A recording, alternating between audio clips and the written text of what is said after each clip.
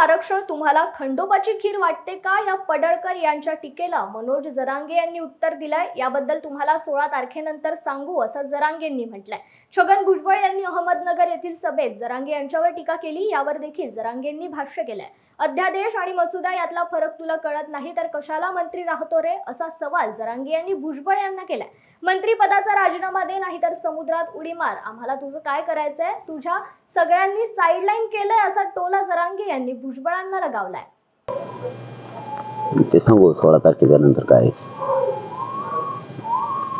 अध्यादेश आणि अध्यादेशाचा मसुदा यातला फरक तुम्हाला कळतो का? असं कोण कळत म्हणतं? नाही, भुजबळ म्हणतात. तुला कळतो का? तू एवढा छान आहे, तुला मग सुद्धा कळतो का? 2001च्या कायद्यानुसार सगळ्यांना आरक्षण दिलेलं आहे.